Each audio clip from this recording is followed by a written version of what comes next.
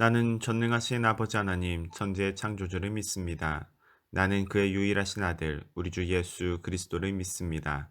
그는 성령으로 잉태되어 동정녀 마리에게서 나시고 본디오 빌라도에게 고난을 받아 십자가에 못 박혀 죽으시고 장사된 지 사흘 만에 죽은 자 가운데서 다시 살아나셨으며 하늘에 오르시어 전능하신 아버지 하나님 우편 앉아 계시다가 거기로부터 살아있는 자와 죽은 자를 심판하러 오십니다.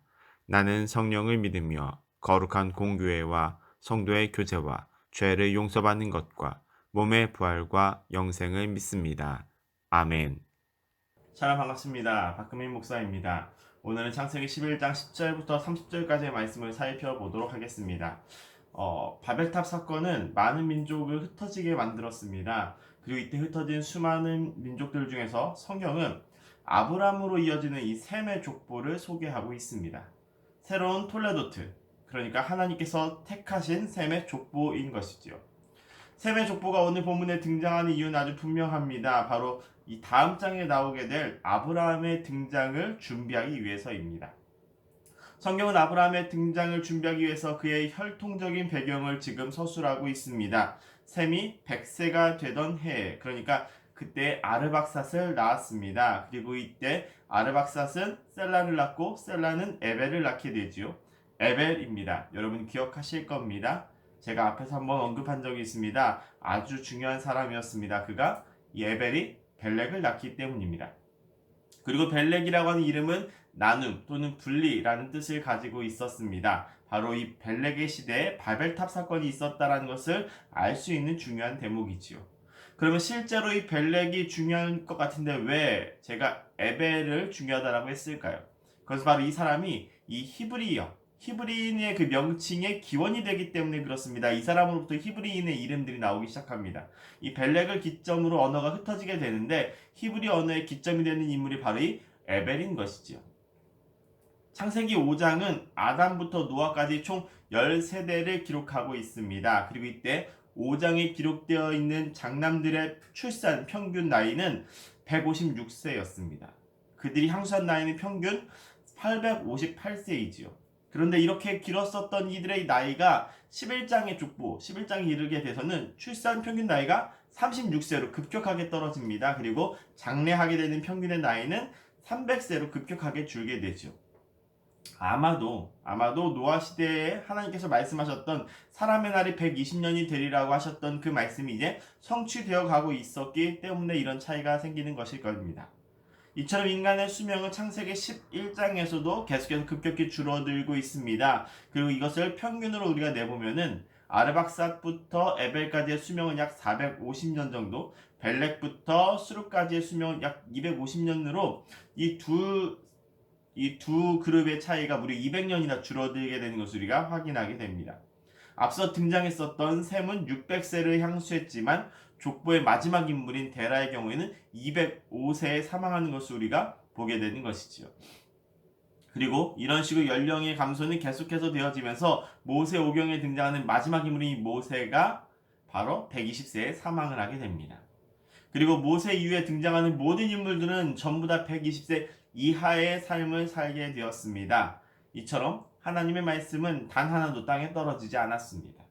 그분이 하신 말씀은 모두 다 이루어집니다. 때때로 우리가 하나님의 말씀이 이루어지지 않는 것처럼 여겨진다 하더라도 그분의 말씀이 우리 생각에 더디게 느껴질 수는 있겠지만 그분의 말씀이 땅에 떨어지거나 사라지는 일은 없다라는 것을 명심하셔야 됩니다.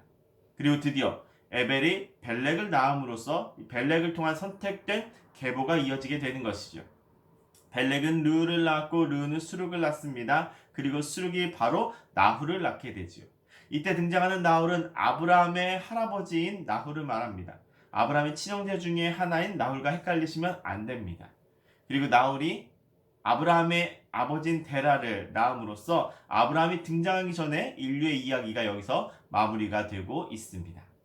이때 재미있는 것은 이 숫자 10이라는 숫자를 통해서 드러나는 점입니다. 앞서 창세기 5장에 나오는 족보를 보게 되면 아담부터 노아까지가 총 10세대를 기록하고 있었습니다. 그리고 오늘 창세기 11장에 나오는 족보 또한 노아의 아들인 셈부터 시작해서 아브라함까지 총 10세대를 기록하고 있죠. 그리고 이제 성경은 이 데라의 후손을 기술하면서 다음 이야기에 등장할 인물들을 우리들에게 소개를 해주고 있습니다. 그런데 여기서 사레가 임신을 하지 못해서 자식이 없었다라는 언급이 중요합니다.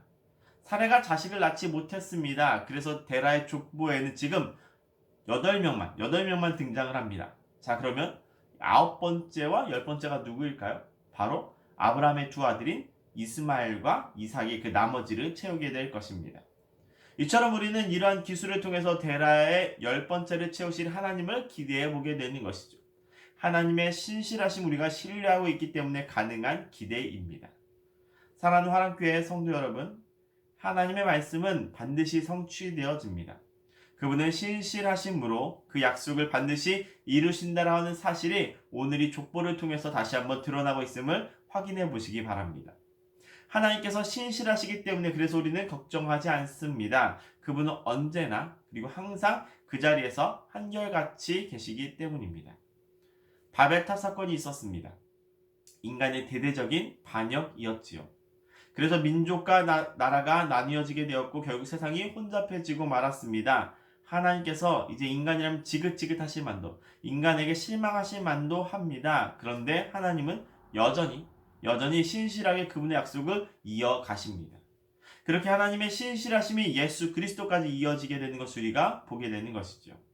그러므로 어떠한 위험과 또 우리들의 삶에 위기가 찾아온다 할지라도 절대로 끊어지지 않을 하나님의 그 역사를 기대해 보시기 바랍니다. 주님이 신실하시기 때문에 우리는 더 이상 걱정하지 않습니다.